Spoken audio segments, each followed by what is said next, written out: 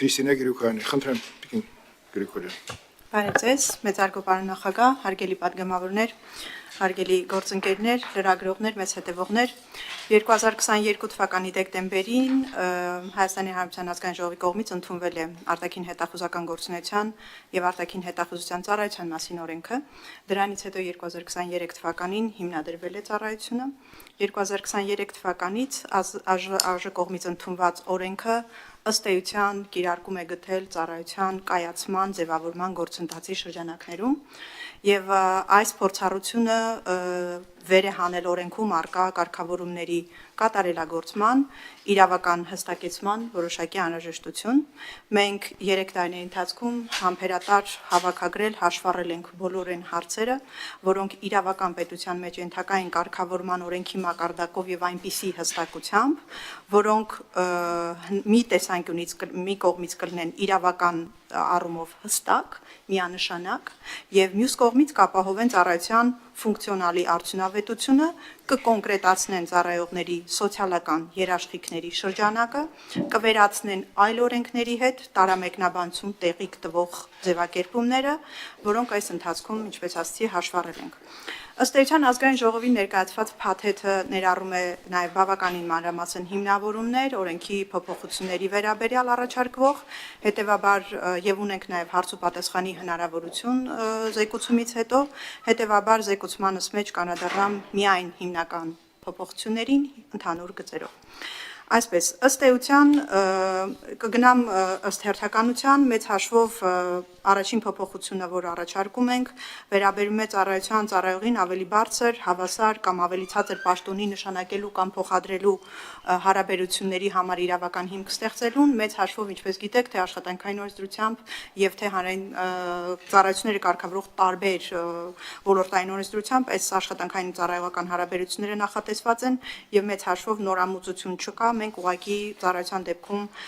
այդ իրավական հիմքերն ենք ձևավորում, առաջարկում ձևավորել։ Հաջորդ փոփոխությունը վերաբերում է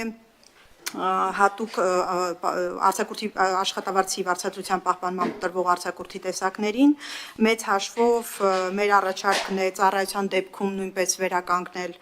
նախատեսել հայրության արձակուրդի հնարավորությունը, ինչը ինչպես գիտեք 2020 թվականից մեր ընդհանուր առմամբ աշխատանքային օրենսդրությամբ նախատեսված է եւ ծառայությունների վերաբերյալ տարբեր ոճուղային օրենսդրություններով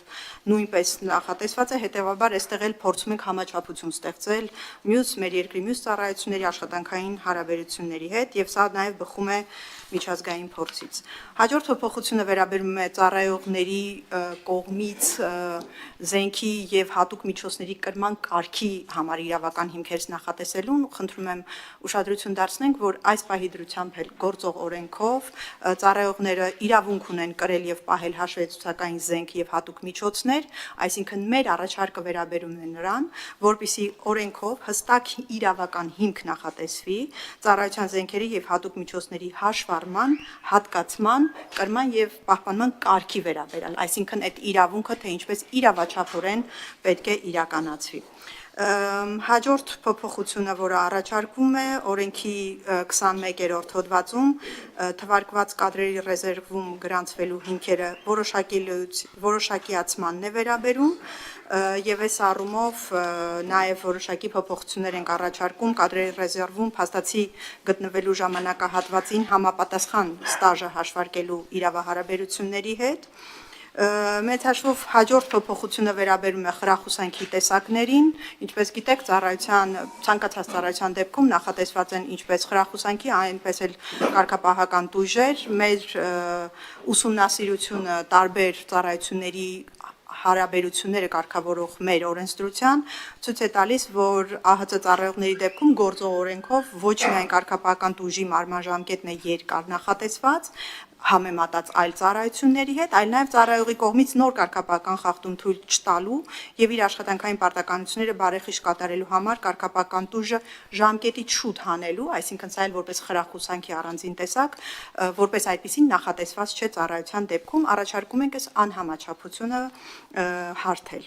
Հաջորդ փոփոխությունը վերաբերում է նրան, որ մենք առաջարկում ենք ծառայության պետի եւ տեղակալների պաշտոնում, որոնք, ինչպես գիտեք, ծառայության պաշտոններ չեն, դրանք վարչական պաշտոններ են, հանրային ծառայության օրենսդրության իմաստով, այս պաշտոններում նշանակվելու համար առաջարկում ենք նախատեսել, որ նշանակվող անձինք պետք է լինեն միայն Հայաստանի Հանրապետության քաղաքացի։ Հաջորդ փոփոխությունը, որ առաջարկում ենք, վերաբերում է ծառայողների մասնագիտական գիտելիքների եւ կոմպետենցիաների բարելավման նպատակով ծառայողներին վարչապետի որոշմամբ սահմանված դեպքերում եւ կարգով նաեւ նախատեսել ծառայության մինիմում ժամկետ եւ դրա չպահպանման դեպքում նաեւ փոխհատուցման կարգ։ Սա ինչի հետ գործ ունենք նրա հետ, երբ որ պետական բյուջեից ծառայողի մասնագիտական կարողությունները զարգացնելու համար շարունակաբար ներդրումներ են կատարվում եւ այն դեպքերում, երբ ծառայողը ծառայությունը պիտի դադարեցնի անմիջապես դրանից հետո, խոսքը իրավական հիմք ստեղծելու մասին է, որպեսզի կարողանանք փոխհատուցման կարգ նախատեսել կամ մինիմում ծառայության ժամկետ նախատեսել այդ վերապատրաստումներից հետո։ Սա կրկնեմ, որ էլի մյուս փոփոխությունների նմանությամբ որևէ տենց ծառայության էությունից բխող յուրահատկություն չէ, սա բնորոշ է Հայաստանի Հանրապետությունում տարբեր տեսակի ծառայություններում, ոստիկանությունում, ԱԱԾ-ում, ՊՊԾ-ում, բոլոր տեղերում այս նորմը կար եւ առաջարկում ենք մեր դեպքում էլ նախատեսել նման նորմ։ Հաջորդ փոփոխությունը վերաբերում է ծառայության ծառայողների փորձաշրջանի նշանակման եւ դրանց արդյունքում առաջացող իրավահարաբերությունները կարգավորող նորմերի հստակեցմանը։ Այստեղ հիմնականում ընթացակարգային նորմերի միջև տարամեկնաբանություն տվող հարցեր ենք փորձում շտկել, որևէ նոր որպես այդպիսին իրավահարաբերություն չենք նախատեսում։ Մեծ հաշվով հաջորդ ըստ էության կարևոր փոփոխությունը արտաքին հետախուզության ծառայության ծառայողների համար, ինչպես գիտեք, այս պահի դրությամբ մեր ծառայությունը որակված է օրենսդրությամբ, նախատեսված է որպես հանրային քաղաքացիական բնույթի ծառայություն, սակայն օրենքում գործ ունենք կոչումների, զինվորական կոչումների համակարգի հետ եւ այստեղա, որ մենք առաջարկում ենք նաեւ շատ ծանր ու թեթև անելով տարբեր հարցեր, այդ թվում նաեւ միջազգային փորձը, այդ թվում մեր ֆունկցիոնալի մանրամասն վերլուծությունը, այդ թվում քննարկելով նաեւ մեր մյուս պետական մարմինների հետ, նաեւ կառավարությունում առաջարկն է ծառայության կոչումների փոխարեն նախատեսել դասային աստիճանների համակարգ։ Սա ըստ էության բնորոշ է Հայաստանի Հանրապետությունում դատախազությունում ծառայությանը, քննչականներում ծառայությանը, մի շարք այլ ծառայություններում այս համակարգը դասային աստիճանների կա։ Սա բնավ չի նշանակում, որ հաջորդիվ ծառայության ծառայողների դասային աստիճանները չեն համադրվելու, չեն համապատասխանեցվելու կառավարության համապատասխան որոշմամբ զինվորական կոչումներ նախատեսող այլ պետական ծառայությունների հետ։ Եվ ըստ էության հաջորդ փոփոխությունը օրենքի գործող օրենքի 41-րդ հոդվածում ծառայողի համար նախատեսված սոցիալական երաշխիքները թվարկված չեն, այսինքն հարգելի գործընկերներ, գործ ունենք այնպիսի իրավիճակի հետ, երբ օրենքը ասում է, որ ծառայողների համար նախատեսվում են սոցիալական երաշխիքներ, սակայն օրենքը չունի հստակություն, ընդ որում գործող օրենքը ասում է, որ դրա կարգը սահմանում է վարչապետը։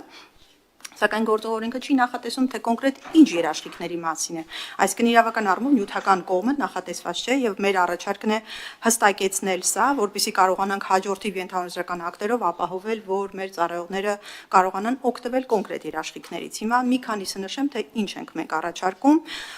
Խոսքը ծառայողի եւ նրա ընտանիքի անդամի բնակելի եւ ծառայողական տարածքի նկատմամբ անիրավաչափ ներգործության գնահատված ռիսկերի դեպքում պաշտպանության ապահովումն է, այսինքն եթե ծառայողը ծառայողական պարտականությունների կատարման բերումով կամ ծառայությանը պատկանելու փաստով նրա ընտանիքի կամ նրա բնակության վայրը կամ ծառայության վայրը գնահատված ձևով մենք գնահատում ենք, որ ֆիզիկական անձեռնմխելիությունը վտանգված է, այս դեպքում պետությունը պարտավորվում է երաշխավորել այդ անվտանգությունը։ Այս տեսակի երաշխիքի մասին ենք խոսում։ Հաջորդը ըստ էության ծառայության հետևանքով եւ ծառայության հետ կապված ծառայողի անհատական գույքին հասցված նյութական վնասների փոխհատուցումն է, որը առաջարկում ենք որպես երաշխիք նախատեսել եւ հաջորդիվ արդեն ենթահարցական ակտով կնախատեսվի, թե ինչ չափով, ինչ ընթացակարգով, սա էլ ինձ թվում է շատ բացատրելու կարիք չկա, որովհետեւ նաեւ մեր երկրի փորձառությունը ցույց է տալիս, որ կան հատուկ ծառայության ծառայողների անհատական գույքի ոչնչացման, վնասման դեպքեր կապված նրանց ծառայության հետ։ Սրա մասին է խոսքը եւ մեծ հաշվով որոշակի նյութական կոմպոնենտ ենթադրող երաշխիքի մասին նույնպես առաջարկ ունենք, մասնավորապես 20 տարի ծառայությունից հետո կենսաթոշակավորվելու գործընթացում միանվագ նպաստի երաշխիքն է, որը ելի զուգահեռներ կարող ենք անցկացնել մեր երկրում տարբեր ծառայությունների դեպքում գործող սոցիալական երաշխիքի հետ, երբ օրինակ 20 տարվա ծառայությունից հետո ծառայողը գնում է թոշակի եւ ստանում է միանվագ նպաստ, ստեղել չափերը ելի համաչափություն ենք պահպանել մեր երկրի այլ ծառայություններին տրվող միանվագ նպաստների հետ։ Փաթեթում ներառված է նաև օպերատիվ հետախուզական գործունեության մասին օրենքում առաջարկվող մեկ փոփոխություն, ըստ էության, ինչպես գիտեք, հարգելի գործընկերներ, ծառայությունը օրենքի գործող օրենքի իմաստով ունի լիազորություն իրականացնելու օպերատիվ հետախուզական միջոցառումների բավականին չափ տեսակներ եւ մեծ հաշվով մեր առաջարկությունը վերաբերվում է հեռախոսային հաղորդակցության վերահսկման միջոցառման անցկացման ձևի մասին։ Մենք այս պահի դրությամբ էլ ծառայությունը ունի այդ լիազորությունը եւ կարող է իրականացնել ԱԱԾ գլխավոր վարչության միջոցով մեխանիզմով ինքնուրույն չունենք։ Մենք ունենք մեր առաջարկն է ունենալ եւ սա նույնպես քննարկվել է, համաձայնեցվել է եւ նաեւ հաշվի են առնվել ծախսային հատվածը։ Այս փոփոխության ուժի մեջ դնելու ժամկետ ենք նախատեսել 2028 թվականի հունվարի 1-ը։ Այսինքն մենք նաեւ պլանավորել ենք մեր նաև ձեռքբերման process-ը, կահավորման, ապահովման process-ը եւ նախատեսել 28-ի հունվարի 1-ը։ Փաթեթի մյուս նախագծերով հստակեցվում են ըստ էության ծառայողների կենսաթոշակի նշանակման, սոցիալական փաթեթի եւ համանման այլ հարցերին առաջարկվող կարգավորումները։ Այստեղ կանգ կառնեմ փաթեթը ներկայացնելու առումով, խնդրում եմ հարգելի հանձնաժողով դիտարկել առաջինից երկրորդ ընթերցումը 24 ժամվա ռեժիմում անցկացնելու հնարավորությունը եւ որոշում ընդունել։ Նաեւ ուզում եմ շեշտել, որ մենք ուսումնասիրել ենք նաեւ ազգային ժողովի աշխատակազմի կողմից ներկայացված եզրակացությունը նախագծի վերաբերյալ եւ գտնում ենք, որ այնտեղ կան խմբագրական բնույթի դիպուկ առաջարկություններ եւ դրանք ընդունելի են մեզ համար եւ մեկ փոփոխություն ունենք զուտ ընթացակարգային կարգավորման մասով, խոսքը վերաբերում է արտաքին կայաններում ծառայության կազմակերպմանը այլ մեր պետական ծառայությունների հետ ինչպես պիտի համագործակցենք։ Զեկուցումս այսքանն էր, շնորհակալ կլինեմ հարցերի համար։ Շնորհակալություն Տիկին Գրիգորյան, հարցեր հիմնական զեկուցողին Գեղամ Մանուկյան, խնդրեմ։ Տիկին Գրիգորյան, ուղղակի շատ